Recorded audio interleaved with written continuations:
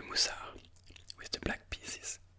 That was played 2 days ago in the London Chess Classic event, which is a tournament reuniting 10 big grandmasters, including Gukesh, Hans Niemann, Nikita Vityugov, if you the name you know, and Jules Moussard, for example, with the black pieces in this game. And Gukesh basically needs to win this tournament for his chances to qualify for the candidates and then subsequently for the World Championships to stay alive. So Gukesh needs to win the tournament. And this is round 4. E4, E5. Gukesh has won 2 of the first 3 games, so he's in a +2 score in the lead of the tournament at the time of this game. Knight to f3 and knight to f6, a Petrov defense. Knight takes e5 and d6, knight back to f3. This is theory. Knight takes e4, knight takes c3, while not knocking over the rook, and knight takes c3.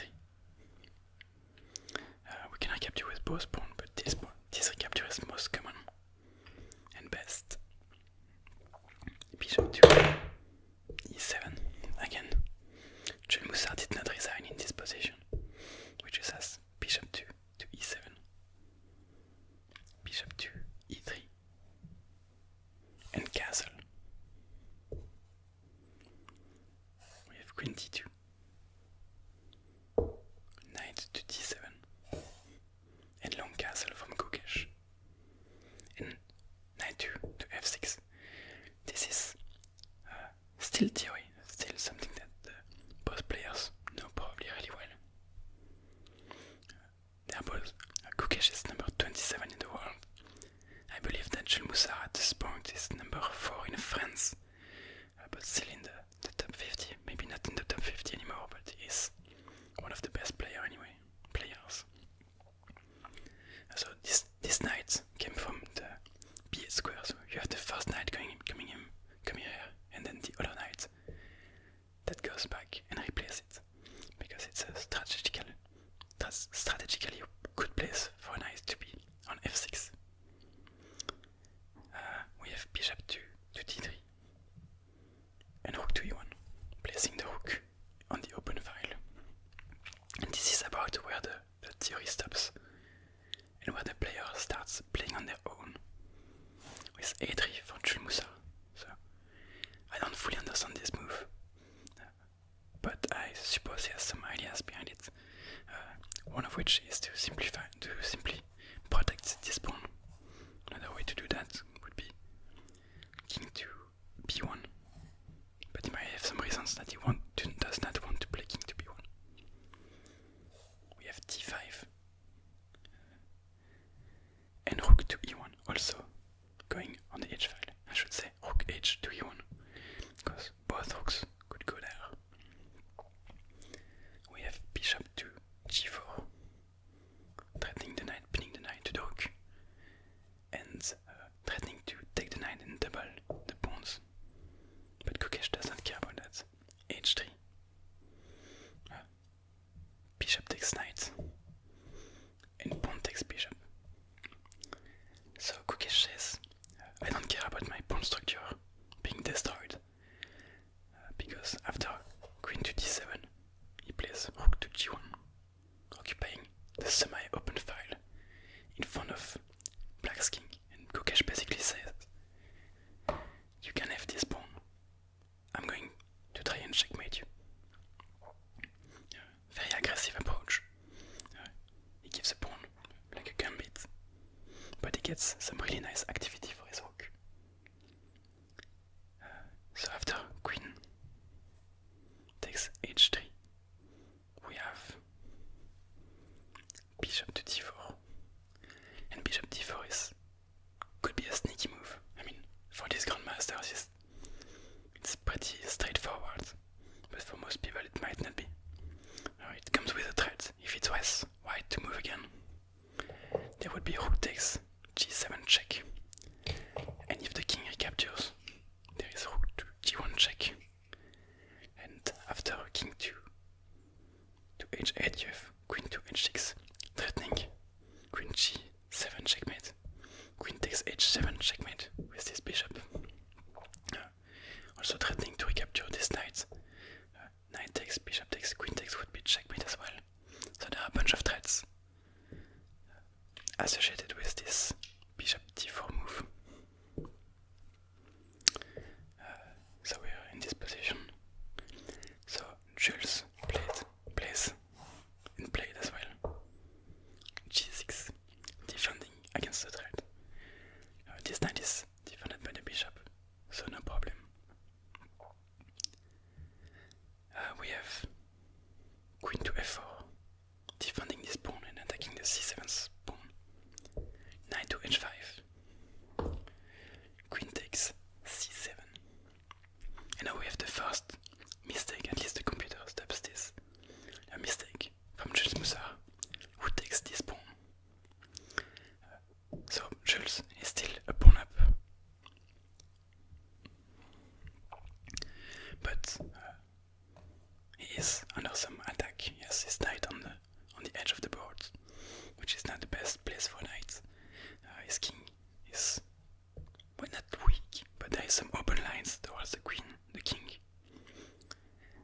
And this allows bishop to b5, threatening the rook. But if the rook moves,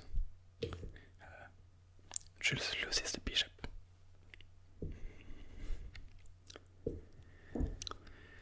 So obviously Jules did not just blunder a piece or blunder an exchange. He saw rook to c8, queen takes b7, and rook to b8. Gukesh goes queen to a6, defending the bishop.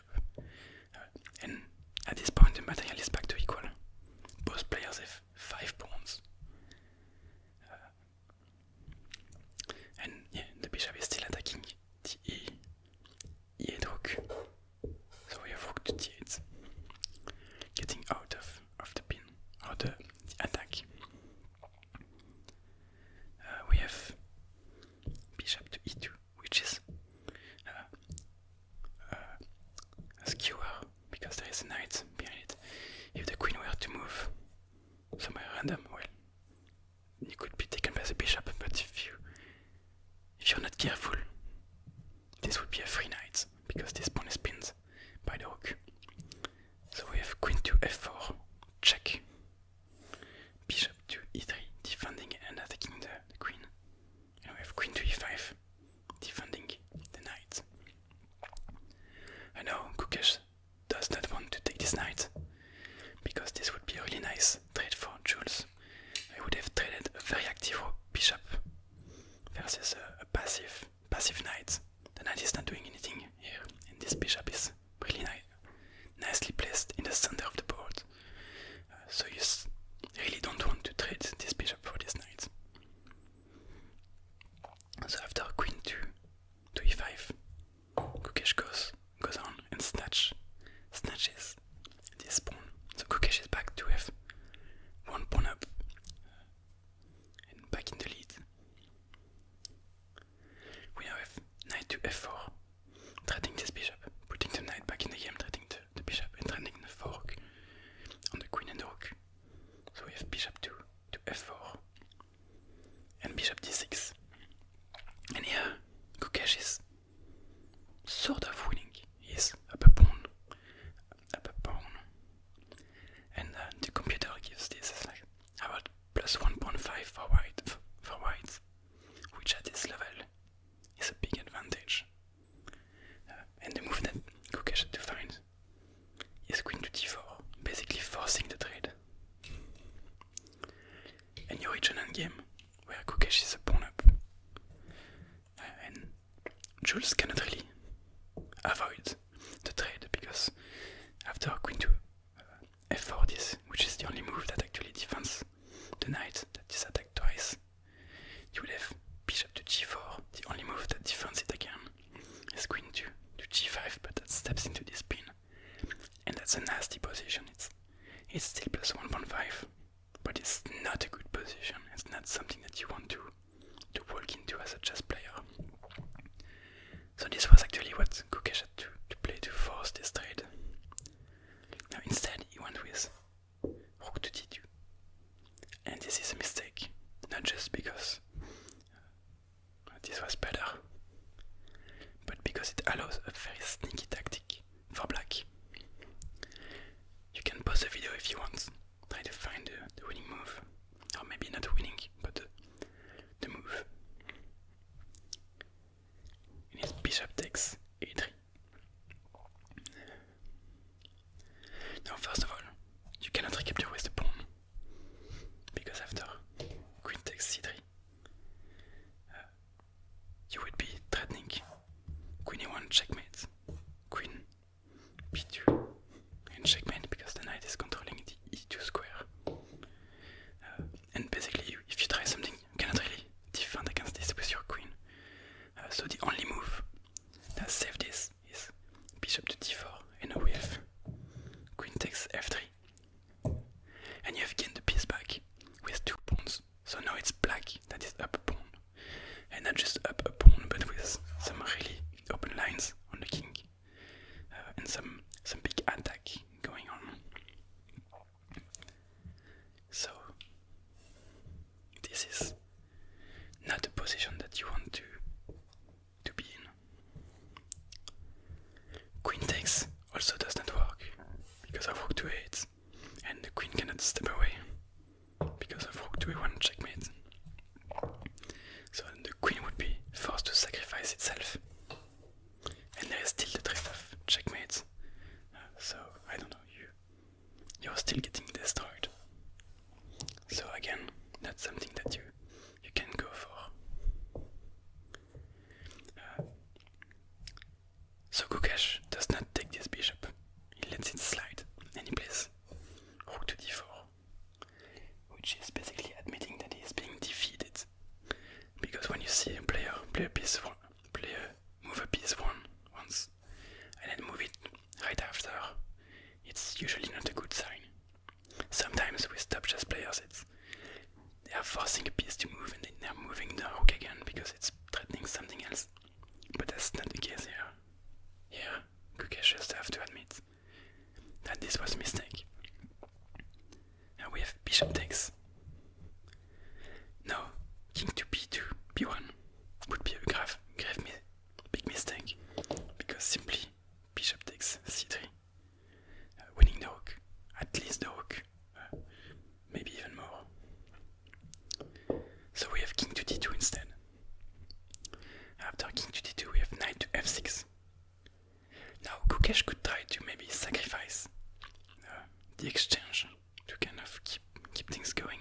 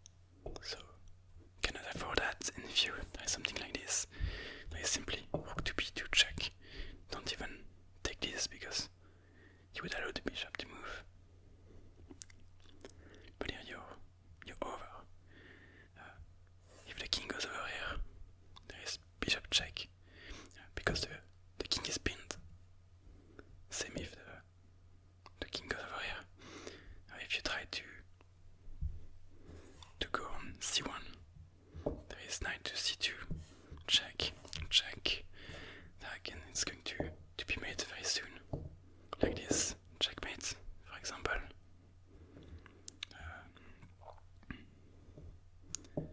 If you tried, I don't know, rook to e1, oh, this is something I wanted to show, check. If you go over here, there is this fork on the king and the queen, and if you go over here, there is rook d2 check, and queen b2 checkmate again.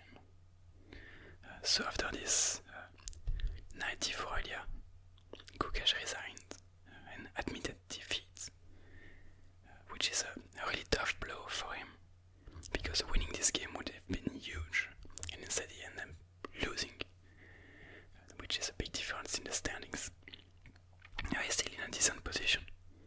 I mean, that's still 2.5 out of 4. But he needs to win the tournament, so he cannot really afford to lose. And what is even worse for him is that on the next day, he was paired against the tournament leader, and he was in a losing position. But Michael Adams did not find a win, and they ended up repeating some moves. So Gukesh managed to save the draw, but he was in a losing position. So it could have gone really badly for him there.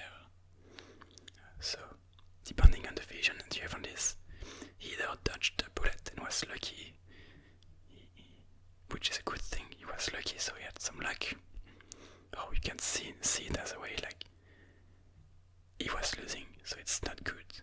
Mentally speaking, if you get a losing position 2 days in a row, even if you manage to save it at the end of the day, you had a losing position, so that's not what you want as a chess player. But anyway, if there are some more great games from the tournament, I might show them to you as well. And in the meantime, don't hesitate to check out my other videos, to subscribe to the channel, and to leave a like if you enjoyed this. And on that note, have a nice day, have a nice evening, have a good night even, if you're watching this from your